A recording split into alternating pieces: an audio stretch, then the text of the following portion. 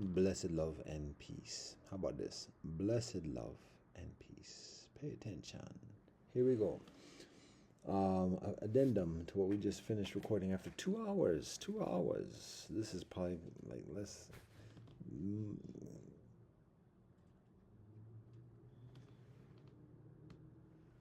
Very brief. Very brief. Please, s'il vous plaît. By the grace of the Most High, let this be brief. Here we go. This is something we share. Closing the eyes again. Fatigue, to be honest. Day of rest and fatigue still. This is what we got to share. Something we share actually in the past week that seems to be having resonance. It's difficult to discern. Conditions are very, very right now. So you can tell by the headwear.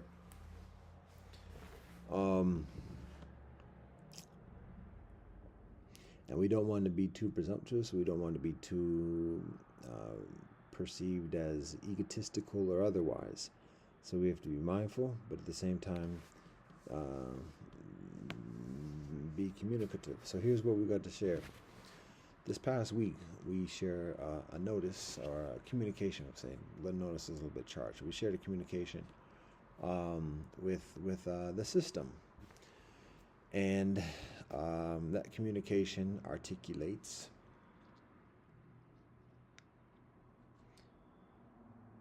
an initiative.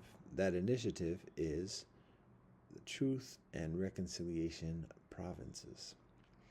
So in this initiative, for those who have recognition of what the Truth and Reconciliation process is, back some over 20 years ago. Wow, is it 30 years ago? Wow, it is actually about 30 years ago in South Africa. There's the Truth and Reconciliation process where people could talk about, confess to things that they'd done, atrocities during the days of apartheid, and receive immunity. I don't know what the specific details of it were specifically. It escapes my recollection. But that's the basic gist of it. And the purpose of that was as apartheid is being dismantled and political leadership is being structurally changed, to facilitate benevolent will and harmony, peacefulness, tranquility, cooperation within society by like having this catharsis of like getting out the things that were done beforehand. And in order for people to like be motivated to be honest about what they did during that preceding era, to have some immunity so that they won't be punished explicitly for what they confess to, but in confessing it, they're giving people, the victims, loved ones who were loved ones of those who were murdered or kidnapped or whatever else, or tortured, that it's acknowledgement, like, yes, this was done, I did it, and here's where you can find the body, here's where you can, like, this is what happened, this is what we did, so that people can at least heal with that knowledge, and it's not just some uncertainty or whatever else. And so anyways, that's part of the process in the Truth and Reconciliation process. That's, like I said, about 30 years ago. And that exists in other places as well. I think it was Sierra Leone and other places as well. So that's the basic gist of it. Now, what we're sharing in this initiative is the Truth and Reconciliation Provinces. So Truth and Reconciliation Province within the United States is an area of land comparable to an actual county. Can actually be in a standing county as it exists in the moment. But it's a comparatively larger area of land, like a province, that is transferred into the administration of a native tribal council, a council of a number of native nations that have established relationship. Wow, my eyes are hurting, and this looking at the screen is not helping. So I have to be mindful of this. That's one of the reasons probably why I'm closing my eyes, because it does hurt. All right. Um, so it is. That's not it. I just don't need to be looking at a screen like this at night. It's not helpful. It's not healthy.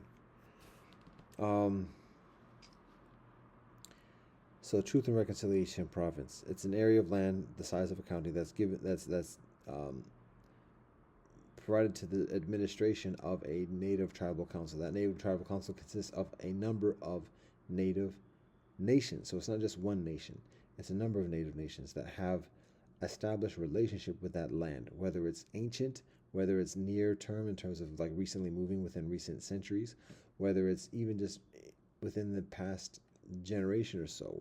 But it's a native nation, native nations that have legitimate established relationship with the native land, and it's not just one nation, but a, a number of nations um, who maintain effective stewardship of that province, of that county. Now that's part of it. That's the beginning part. Now the further is that in these counties there are villages. These villages are comparatively autonomous, self-governing. We can even apply the term or the concept sovereignty, but it's a little bit strong. We don't want to be charged. We don't want it to be a charged term or whatever else. So it's not a big deal in terms of that respect, but just self-governing villages. Um, these villages um, live, work, abide by the rules stipulated by the Native Tribal Council authority. Um, and the people who live in these villages, to reside in these villages, the requirement is basically simply this: the residents in the province, any place in the province, the residents within the province relinquish U.S. citizenship. That's it. Um, the protections, the rights, the privileges, Social Security, da da da da, all those things. A person to reside in the Truth and Reconciliation Province relinquishes those things, and in return, the person receives permanent resident status, essentially the green card, to live in that province. And um, part of the motivation for a person to do that is that any crime, all crime that person commits whilst being a U.S. citizen beforehand, that person receives immunity. That person doesn't have to confess to any crime. That person doesn't have to testify against anybody else for any crime or otherwise. It's just a categorical immunity.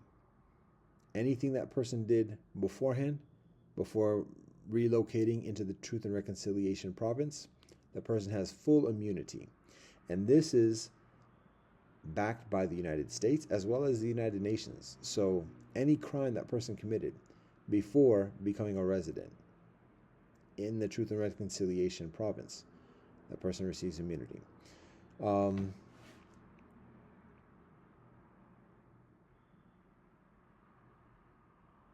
There's a process. I mean, person applies, and in applying, a person doesn't have to admit to any crimes or anything else like that. The person just applies, and there's approval process. Um, that involves the Native Tribal Council, that involves the United States, that involves the United Nations as well. But that's the basic gist of it. The other component is that during this time, the whole time, the province is under within the stewardship of the Native Tribal Council. The autonomous villages make their own schools, police, utilities, laws, and everything else for residents and visitors within that particular village, in accordance with the general rules stipulated by the Tribal Council for the province.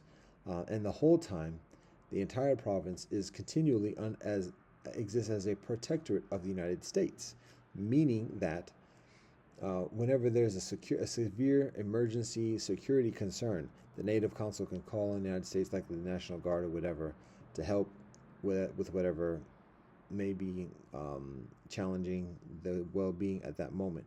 Otherwise, the United States keeps its distance from that province. It's the native council that's the steward, and each village is self-governing. That's the basic schematics of this initiative. Now, what's the motivation? Well, again, the motivation for people to participate, one, to live in an autonomous village, to live further away from the immediacy of the imperialism. That's one motivation for certain people. Um, there's there's an intrinsic kind of like further proximity with nature, and additionally with the stewardship of native tribal council. Generally speaking, that's the nature. Um, but also, just going to the gangster level, a very different type of motivation. But at the same time, a very strong motivation. Uh, for residents to participate to be a resident of a Truth and Reconciliation province. Now, what's the motivation on the part of the United States? What's the motivation on the part of the United Nations for accepting this? Because again, this includes crimes against the other parts of the world.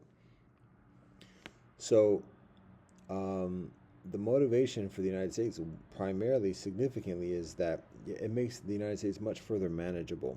The United States is like, I don't want to say hemorrhaging, but the United States is like overloaded. It's too huge, and it's ungovernable, and there's a lawlessness, and so being proactive and kind of like this is like a release valve type of thing, um, from the building pressures of lawlessness and corruption and lostedness within American society. So without getting into the whole vitriol or the whole spiel or whatever, but that's a significant motivation on the part of the United States for doing this. But at the same time, still doing it whilst retaining the protectorate status, and not relinquishing it to another nation, and there it being a diplomatic um, uh, positioning and stability in international relations as well. Um, so that's part of the motivation, and then what's the motivation part of the United Nations in sanctioning such an initiative and providing immunity, agreeing to immunity for atrocities that even like CEOs and militaristic, um, clandestine, mercenaries have committed or otherwise, because one, the people who are committing that are not U.S. citizens, and as non-U.S. citizens have further have less um, have lessened or lesser capabilities of continuing those atrocities, um, and have further vulnerabilities in being non-U.S. citizens, comparatively speaking. And so, um, whilst foregoing that accountability of earthly justice towards people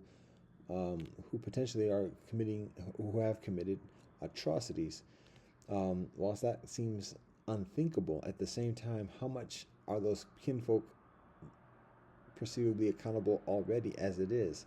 And then also, in becoming residents of a Truth and Reconciliation province, um,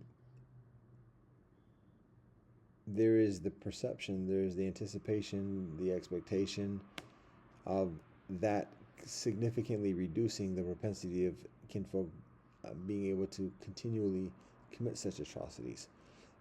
So it basically lessens it reduces the um, the practices of atrocities from people proclaiming and holding U.S. citizenship at this moment. So that's part of the motivation from the world in sanctioning and supporting such an initiative. Um,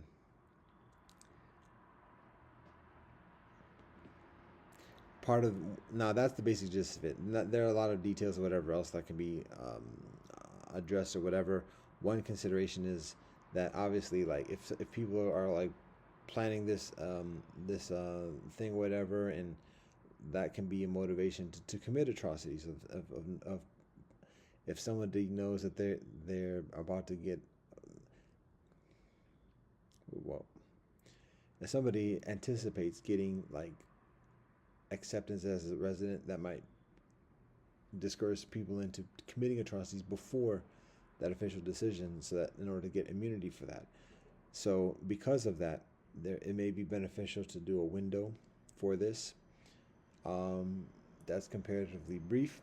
And the other thing also is, again, once a person is accepted as a resident, that being the cutoff point, that being the date, so that anything a person commits after that's viable for persecution or persecution prosecution.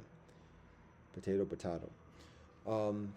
So there's that, and again, I'll emphasize what I said before in terms of in the arrangement as I described it. And again, this is a working notes kind of version or articulation of it, so it's discussable. But in the original articulation that I shared, I said that that person does not have to admit to any crimes to receive immunity from any and all crimes, atrocities and otherwise.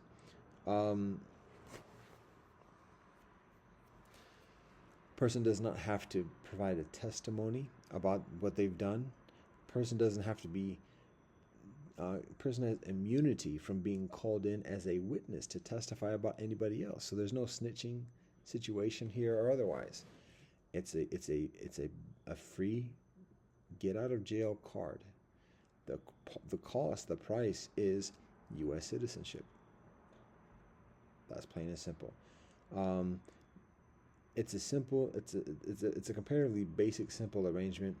There are a lot of levels in terms of the rationales, the motivations, amidst the obvious challenges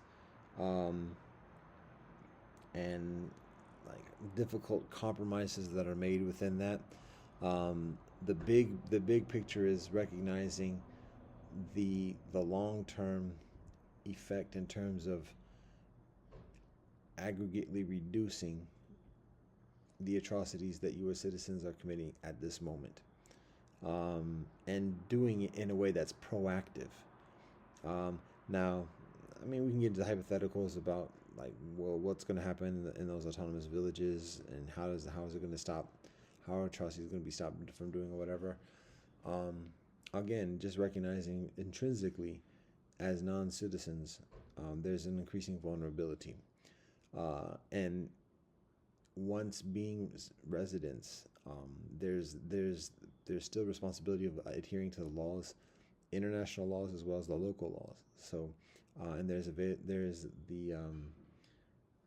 the propensity. There's still that continuing subjectiveness, or not subjectiveness, being subject to the laws of international society, and the Truth and Reconciliation provinces once people are residents. So it's not just a matter of like Wild West towns where people just live lawless in those places.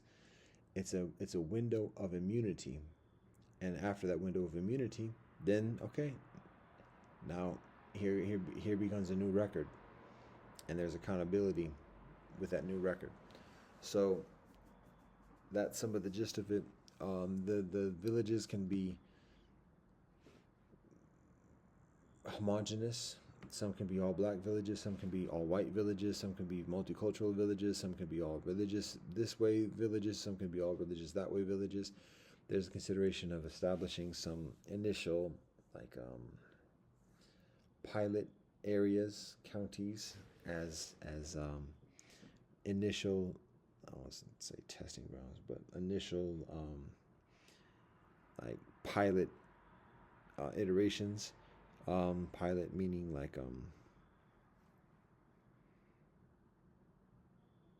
beta, I guess is the contemporary term. Beta versions of this joint. Anyways, that seems to be a prudent compromise amidst the many different factions of world society, even within the United States, um, who have all different types of motivations. It's a simple thing. It applies to anybody from any different politics. Um,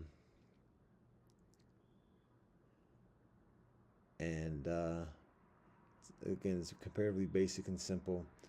Um, it's not overthrowing. There's it's a prudent compromise in our estimation. Um, and we share it humbly for those that they. But and again, there's an intrinsic appeal. It's interesting in terms of to the gangsters, to the political revolutionaries, even to the government officials, to the cults. Obviously, we're dealing with like land transitions, and there's ways of accommodating that through compensations and otherwise. Um, on an area of a county, the size of a county is a large area, so most likely there's going to be people who already have claims to certain parcels of land. Again, in those aspects, that becomes significantly a money thing and compensation, because most often, well, there can be places where where there's already established infrastructure, and that would involve people moving, and that's a difficulty, and it's difficult to compel people to do that. There can be incentives where counties can volunteer for that, and there being again incentives for doing that that are very very motivating. Um, and there it is. So there can be maybe an initial 10 counties, 10 Truth and Reconciliation provinces that are the size of a county around the continent of the United States as it is. Um, as it is presented at this moment. Um, and it may be upwards of 50 or 100 initial, not necessarily initial, but like short term, near term provinces, Truth and Reconciliation provinces. I mean, it's a matter of what's prudent and manageable and otherwise. Anyways, that's it. We'll keep it at that. Peace and blessings. All thanks and praise to the Most High, Elohim. Blessed, love, and peace and Rastafari.